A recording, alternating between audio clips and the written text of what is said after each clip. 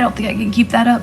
The cyborg eye, that's what we're doing. And we're doing, it could be the Terminator or the crazy robot laser eye. It's up to you what you want to use with your imagination for that. I'm using my designated brush, my round brush for red, and just loading it up with a nice creamy consistency of red because it's going right above that eyelid. You don't want it to be too wet where it would drip down into a child's eye, because getting red paint in a child's eye is really scary for both the child and for the face painter and for the parents. So yeah, just make sure that it is not too wet, okay? So just rounding it out there on the eyelid, and you want to fill it in a nice and smooth consistency. And I like to dry it because it just like felt really, really wet. But while you don't necessarily have to do this on a kid, because if you're the face painter, I mean, they can just keep their eyes closed and let that dry.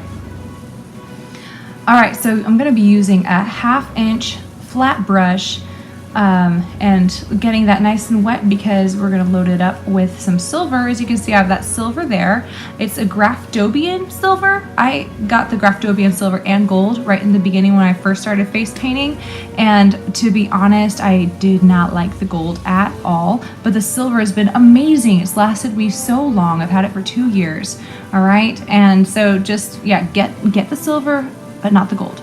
And I'm just gonna start getting some shape there around the eye with flakes, get away from me. So just getting the silver around the eye. The shape is, it's not a circle, it's not an oval, it's not a hexagon, it's not an octagon. It's like a walla walla walla shape. It's a whatever you want it to be shape.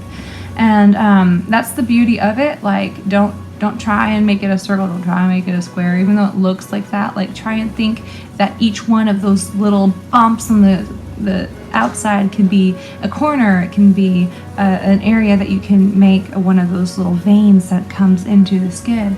It's gonna be, you choose, you're the one who decides what it's gonna be. All right, so that's what it looks like with that silver, making sure it's nice and it's thick enough that it's shiny. I use the same brush without washing, grabbing a little bit of black there for that, and started to outline the outside. I didn't realize that my sister had just used my face paint to do Spider-Man, and she used my black, my sponge black as line black, and it got really thick and really dark, and that was not what I was wanting it to do. But you know what, as an artist, you gotta roll with the punches and you just gotta make it work. So so that this is me making it work. And you know what, it actually worked out in my benefit because it increased that contrast, and face paint is excellent. So I just washed the paintbrush, I dried it, and I just used that clean brush to make some shadow to smooth out those hard edges. And it ended up working out really good. Yeah, no complaints. Okay, you can see above the eye, that's something important that I do with the black, is just getting that eyebrow shape. So a nice curve right there in the corner of the eye, between the nose, it makes it look kind of like you're a little angry, and then just looping it around in a nice half circle around the side and the eyelid of the eye. I have a stencil that I made, and that's what I'm going to be using for this video. And it is for the cyborg eye mostly, or for Iron Man, and it's these nuts and bolts, and it has some metal grain on it, and it's excellent. If you're interested in having a stencil like this, I can make one for you. I'll sell it to you for $5. Just leave me a message, and I'd be happy to do that for you. So I'm using my low Cornell number 4. If you don't have a stencil, this is what you'll have to do. Make little circles and make little X's in the circles for those screws, and you can make little dots like that.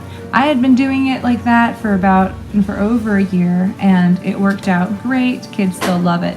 But now that I have this stencil, I mean, it looks so legit. Oh my gosh, you'll see. All right, so I get a sponge, get some black on it. You want to make sure the black is creamy, not too wet. Okay, you definitely don't want it to be too wet for this. And I just swipe it over. Swipe it over just once. Don't do it twice, just once. That first time is the charm. All right, I'm sorry you can't see this, but you'll see it in a moment. I was bending over to my mirror. So I'm just putting some nuts and bolts around the outside especially. And because it's black, they're gonna really show up well in the silver. So try and get them on the silver. There's that metal grade. You can see what that looks like. And doing some more of those screws. I like to do it around the design because it kind of looks like the design was, or the robot was implanted in that area, right? I think it's pleasant to have a variation in the stroke, so it's not just screws. Like you have some little bolts, you have some nuts, you have the metal grade too. It keeps it interesting. It increases that level of interest.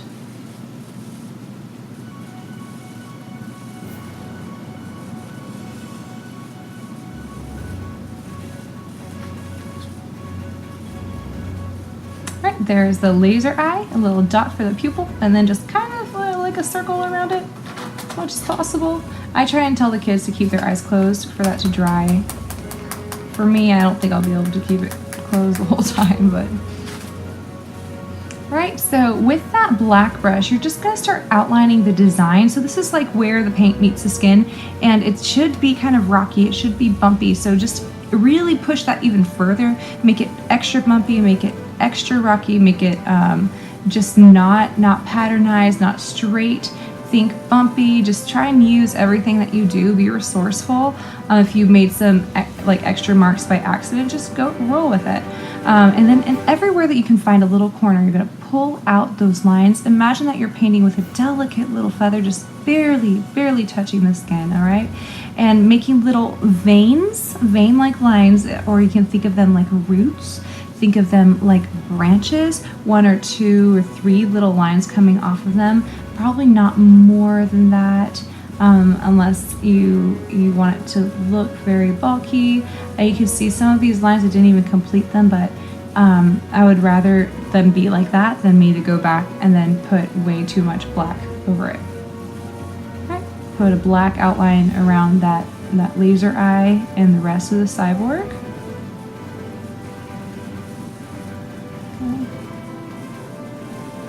I'm just really pushing that eyebrow look, that kind of angry eyebrow look. So going real deep there on the corner of the eye and pulling up a little smiley face like line, a couple little lines in the corner of the eye too. Looks kind of like stretches, little stretch marks.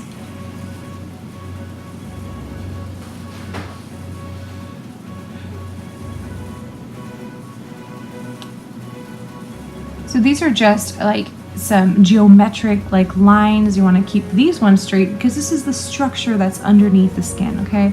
We don't know exactly what it is. I don't have a special book to say what the structure is, but put a few straight lines here, a few straight lines there. A nice indicator for me is where those nuts and bolts are. If the nuts are going one way, then I'll just say, okay, this is going to be a little section of cyborgness.